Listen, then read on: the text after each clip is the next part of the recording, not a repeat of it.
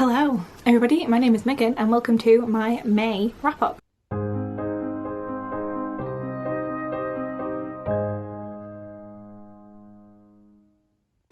So I could have counted how many books I read in May before I started filming this. I did not do that. Give me 1 second. I read 25 things in May. It's not bad. It's not bad going. Could have been worse. It was the Royal Readathon and I know that I read everything on my TBR, but I lost the list that I wrote of what everything counted for, and I did film a TBR and just never edited it, so I guess I will put a list down below of all the challenges that everything completed. But I know I did complete my TBR and I was proud of myself for that. If only I had remembered what the challenges were. But I had a good time with it either way. So yeah, Royal Readathon hosted by Becca and Liv, linked down below. It was like an eras moment. It was a good time. And I think I definitely hit all of the prompts, or at least I did my very best to hit all the prompts. So yeah, let's just dive into what I read, shall we? So the first thing I read in the month, I will pop up a cover here because I don't physically own it. This was a KU book. It was Could Have Been Us by Corinne Michaels. This is book 2 in the Willow Creek Valley. One of those series. The first one was like a second chance romance that I really enjoyed. This one, again, second chance romance, but it's where they got together when they were younger for like a night, got pregnant, gave up the kid, have never been together since because it like messed with them. And yeah, it was messy. It was a messy book. I didn't enjoy it as much as the first one in the series. I'll probably continue with the rest of the series because I'm invested in the family now, but yeah, it was a lot because a lot had happened in the past. We got a lot of like conversations around what happened and not much development of showing how things went down. Sorry if you can hear the train. It was really loud. I don't even know if you can hear it, but yeah, because a lot of it was sort of backstory, I don't feel like I was invested enough in the romance to like put aside my disbelief when the ending sort of happens the way it did. It just didn't feel even remotely believable. So yeah, it's sort of, I didn't enjoy it that much, but you know, it was fine. Next, I'm pretty sure I finished this in May. I didn't start it in May, but I did finish it in May. It was Queen of Our Own Darkness by Cassandra Clare. This is the final book in the Dark Artifices trilogy, which is the third trilogy in the Shadowhunter Chronicles, like not chronologically but in publication order, and I gave it 5 stars. I was very invested in all of these characters by the end. I was so happy with how things panned out, with the way that the plot progressed. Everything felt like it had stakes, everything felt like necessary. It was all like just like a teensy tiny bit ridiculous at the end, but like in a good way, and I'm very excited to see how it progresses with the next series. With the Wicked Powers, I'm like excited about it, even though we have no idea when it's being released. And also some of the Twitter girlies have doubts about it, and I'm like, yeah, same, but also I'm still really excited. And then what I definitely read in May goes to the Shadowmarket, also by Cassandra Clare. This is a set of short stories that follow certain characters throughout their life, and it bridges sort of the infernal devices to I guess the Wicked Powers. It sort of spans over all of that time, and I cried reading this. It's at multiple short stories. It was emotional for me because the infernal devices rewired my brain chemistry when I was in high school, and this continued to hurt me in ways that I did not expect. And yeah, 5 stars. Anything that makes me cry is pretty much guaranteed to get a high rating because I don't cry at that many things, and it was really good. The next book I read, still not anything that I read that I can take out of my handy little stack I've got here, because I have no idea where I put Queen of Our Own Darkness and Ghosts of the Shadowmarket after I read them, and everything else has been like not physical. So we have Sleeping Giants by Sylvain Nouvelle, which I listened to the audiobook of, which recommend that route. The audiobook was really good. This is a sci-fi story about someone finds a giant metal hand, and it's told in case files throughout many years as they carry on finding more pieces of this giant metal object that is shaped like a giant woman, and it's the like team that the scientists and the military put together to locate and build it. And yeah, the audiobook was fantastic. Is it epistolary if it's case files? Is it mixed media? I don't know. I'm not sure on the terminology there, but regardless, it's told in case files, and regardless of the fact that you're getting all of the action and like an account afterwards rather than following it through with the character, you were still seeing the development of characters' relationships and the like action and the high octane like energy of the plot, which was impressive in the same way that you get it with the Illuminae files, although that is mixed media and has sort of more elements happening sort of in the moment rather than it all just being narrated backwards. It was interesting, and the end was, you know, a lot. and I'm intrigued to see where the next one goes. I give that one 4 stars. And another audio book listen, we have How to Sell a Haunted House by Grady Hendrix. Again, I'm giving this 4 stars. This is a story of a woman's parents die and she has to go home for the funeral and to sort out the will and such, and she has a very strange relationship with her brother. And I thought the family dynamics in this were intriguing and interesting, if not entirely believable, and they were fun to read. The like creepy aspects of this, there were moments where I was very much just like, insert oh no, oh no, oh no, no, no, no, no here, like, yeah, creepy dolls, not for me. No thank you. It was a lot, but it was like engaging, entertaining. I had a good time. Good solid mid to low 4 star. Finally, a book that I read physically. I read 5 volumes of the Book Saviour's The Saviour's Book Cafe Story in Another World, which is based on the novel by Kyuka Izumi. The story is by Umiya and the art is by Oriko Sakurada. I read 5 volumes in total of this, and it is complete. That's it. That's the entire story. And it's about a woman who is visited by this deity and is being told that she's being sent to this other world to be their saviour. And she's like, right, can I request some things though? And she has to roll with these like powers that don't then just serve to make her life really easy when she gets there. And it's like, I just got to open a book cafe and just sit and relax. And you sent other saviours so that they can do the saving. And it ends up just sort of, she gets a life and she gets a boyfriend and makes friends and saves the world anyway. Like, it's very sweet, very wholesome, very self-contained, and I had a really good time. I spent way too much money on it, and then I bought volumes 1 to 3, found out that volume 5 was coming out literally the day after I read them, and so found volumes 4 and 5 in ebook form because it was cheaper and quicker than ordering them. But yeah, had a good time with this one. I'm giving it like 4 stars overall as a series. Next, I read 3 volumes of Spy X Family, which the story and the art is by Tetsuya Endo. I read volumes 3, 4 and 5, and I also gave the volumes 4 stars. It's like a slice of life story, but the people we're following are a spy, an assassin and a telepath, so their slice of life is hectic. Like, the shenanigans are unparalleled. And we get introduced to a dog in these volumes, which is just like, what more do you want from a slice of life story about an assassin, a telepath and a spy? Like, it's excellent. I'm excited to continue. I don't know when I will, because I don't know when I will be buying more books, but yeah, I'm intrigued to continue. And the final manga that I read was Villains Are Destined to Die, which is, I read 3 volumes of this because that's all that's been translated into English. There is a webcomic that has been translated online, and I found where I was up to and tried to continue, and it has not been translated to the standard of the manga, so I'm just going to wait for it to come out then. So yeah, I read 3 volumes of this. It's about a woman who stays up all night playing this dating sim and then tries the hard version and gets pulled into it. So she has to survive on the hard version of this dating sim, which you're playing as the villain. And yeah, it's about her like making the choices that she's given in this video game and having like multiple love interests and just like trying to not die and leave. And I really need to know how it ends. And I don't know if it's finished. I don't know what, like, how long it's going to be. Like, I've got no idea, but 3 volumes are currently out in English. The 4th one comes out in August, I think, so I just need to like have it in my brain that it's something that I will want to continue with once a few more volumes are out in English and I can binge some more of them, because I had a good time.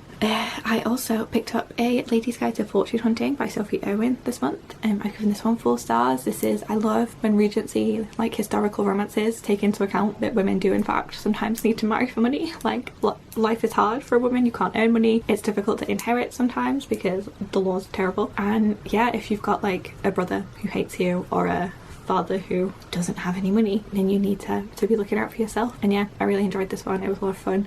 I do think that it's like enemies or like antagonists to lovers, and I feel like we went from antagonists to the like mutual respect, maybe I like you thing like really quickly. The development wasn't exactly where I wanted it to be for like the angsty slow burn that I was anticipating, but it was really fun and I had a really good time, and I will be continuing to read Sophie Irwin in the future. Next up, we have The Dead Romantics by Ashley Poston. Again, this was a 4-star book. I haven't been telling you what any of the books are about, so like I'm not going to start now, but this one definitely read more as like a personal family drama with a side of romance as opposed to a romance book with family drama happening alongside it, you know. And I get it, like she goes home for her dad's funeral, she's having a rough time in her work life, like she's got strife with her siblings, like everything is going on.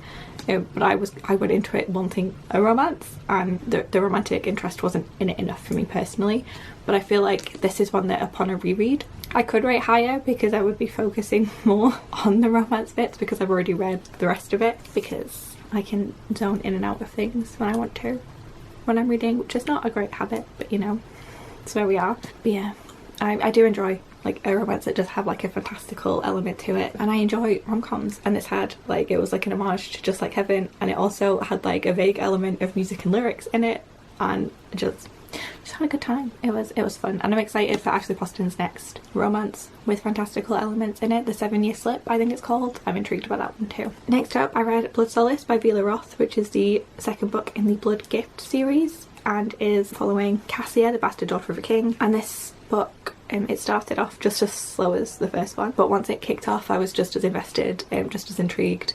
I'm excited to see where this world is going in general, but I am hesitant and slightly bitter about the fact that the series is not complete yet, because I thought it was when I started it. But now I am invested in Cassia and Leo as people in a relationship, as people on opposite sides of a conflict. It's a fun dynamic to read about, and even if some of the sex scenes are a little because they have their own language for words like penis, and it's just sort of unnecessary. But like, you know, had a good time either way.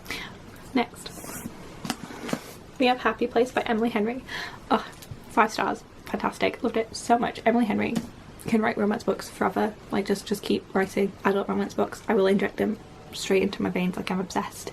They're just so good, like they keep getting better. Like every time I finish an Emily Henry romance, I come out of it with a new favourite Emily Henry male love interest. Like Win, would die for him. Like impeccable. And it's also like got like a dual timeline. You have like before and after. And like there was the direct contrast of like some of the words that were said in the past, like reflecting like negatively on the current like moment. It was great. I feel like I should have a better review, but it was 5 stars. It was great. Next we have Wounded Kiss by Willow Winters. You've probably seen Willow Winters on like TikTok, or I see her a lot is Instagram reels. She has like the Discreet series collection. This was a werewolf romance and it was not good. I give it 2 stars. It focused on like 2 different women as like love interests and their respective relationships, and it was part 1 in a series. And like, if you're gonna focus on 2 different couples and have it be part 1 of a series, just focus on one couple for one book and one couple for the next book, and don't give me nothing for both of them. Like none of the relationships got any kind of development. The friendship didn't get any kind of development, and the smut was bad, which is unforgivable in a smutty werewolf romance. Like, did not have a good time with it at all. And yeah, I guess now every time I see a Willow Winters video I can be like, oh, it's not that sad that I'm not going to buy all of these Discreet covers for the books though, because won't enjoy them. And then I reread We Deserve Each Other by Sarah Hogel, which obviously got 5 stars. It's one of my favourite romances of all time. Naomi and Nicholas can do no wrong. They are perfect. I don't care how insufferable they are at the beginning of the book and how much you just want to like bang their heads together. Like, they can do no wrong. Like, they're just so perfect. It brings me so much joy to reread this book, and I cannot give you a good synopsis. I can't give you a good pitch. Just know that I love it and it's fantastic. And every day I have to resist the urge to reread it, which sometimes I don't. Sometimes I will just read bits and pieces. I'll just find the bits that I like there's a bit where Nicholas is going on a trip and I read that bit and just finish the book from there. I just read from that point and just read the last like chunk of the book, and no regrets. And speaking of not regretting rereading romance, I also read The Hating Game by Sally Thorne, which I did not include in my 25 books. So I read 26 books in May. This also got 5 stars. I love this book. It's great. I feel like I shouldn't love it because like they didn't hate each other. It wasn't enemies to lovers. Like there was some tension there for sure. And the way that Joshua like has treated Lucy like up until this point, like man should be in jail. Like there is no way that an actual romance develops from like this section, but it's so romantic. I love it, and I'm not going to justify it anymore And then I read by E.J. Blaze, which I was really hoping was going to be fantastic, but I gave it 3 stars. It was pitched as like that there would be groveling. There was no groveling. I was given 0 groveling. It's about a girl who like doesn't do relationships until she meets this one guy, and then she does relationships because he's like perfect and they're made for each other, and it was very sweet. They got together quite early on, and then the big disaster happened, and then they just the end just felt so rushed. Like after the 3rd act conflict and like all of the drama, I was just like, well, where was the groveling? I wanted there to be groveling, and there was not. So that was frustrating to say the least, but I mean, you can't always get what you want, so 3 stars. I might read other books in the series, which is the Sun Valley series, because I don't know, I quite enjoy romances set at college, but yeah, this one didn't give me everything I wanted to. And then I read Nettle and Bone by T. Kingfisher, which I'm giving 4.5 stars. This is like if Quest for Camelot met, I don't know, what has grumpy old women in it, but yeah, it's like if instead of dragons, like conjoined dragons were in Quest for Camelot, a grumpy old woman and a happy old woman were in it instead. And it was really, the magic was really interesting, the characters were all really compelling, the romance was not like central to the plot, but it was sweet and in the background, and I liked it. And it was all about like one woman trying to save her sister, and it was just like, what a compelling reason to go on like an impossible quest. But yeah, like I felt her love for her sister and her fear for her sister and her fear for herself if something happened to her sister and she had to take her place. Like it all made sense, and the writing was good and the vibes were good, and I had a really good time, and I'm looking forward to reading more T. Kingfisher in the future. And then the last book I read was Before They Are Hanged by Joe Abercrombie, which I'm giving 4 stars, and it had one of the worst sex scenes I have ever read in my life. Joe Abercrombie should not be allowed to write sex scenes. He just shouldn't. Like, that should be not allowed. Or whoever narrates the audiobooks should not be allowed to narrate sex scenes. Like, it was unnecessary. It came out of nowhere. And then there was just this man going, in the audiobook, and I did not have a good time. But now I've gone past that. It was, you know, things were happening. This one had more action in it. People went different places and learned things. And that was interesting. Glocta is still a very compelling character. Giselle, like, grew on me like fungus, but he grew on me. And yeah, I'm very intrigued to see how everything wraps up in the last book of the trilogy. I know it's not like the last book in the world, but I feel like the trilogy is quite self-contained in that all of the fighting that we have seen will hopefully have come to some kind of conclusion at the end of the 3rd one, or I hope so. 4 stars. I am going to continue and finish the series, and I had a pretty good time with everything. I thought I'd also just pop in with some random, like, these are other things that are like media related that I consumed during the month. So I binged Queen Charlotte, A Bridgerton Story on Netflix, was obsessed. I watched it twice, had a very good time, and I highly recommend, if you're up to date with Bridgerton and you've not watched it, then like absolutely do. It will keep you going until you get more of normal Bridgerton. Yeah, I had a fantastic time. The chemistry between Charlotte and George was impeccable. And speaking of chemistry, I also watched The Little Mermaid, the live action film, in the cinema. The chemistry between Ariel and Eric, impeccable. Like, truly impeccable. I think I watched it once in May, so it counts, and I've watched it a couple more times in June, but we're not talking about that. I watched it in May. And I also, Hades Town released tickets for February. I bought some, I listened to the album, had a fantastic time. So yeah, just some random media recommendations I thought I'd throw at you as well. But that's everything for my May wrap up. I hope that this is coming out to you in a timely manner, and I will see you soon in another video. Please like, comment and subscribe if you want to, and that's everything from me.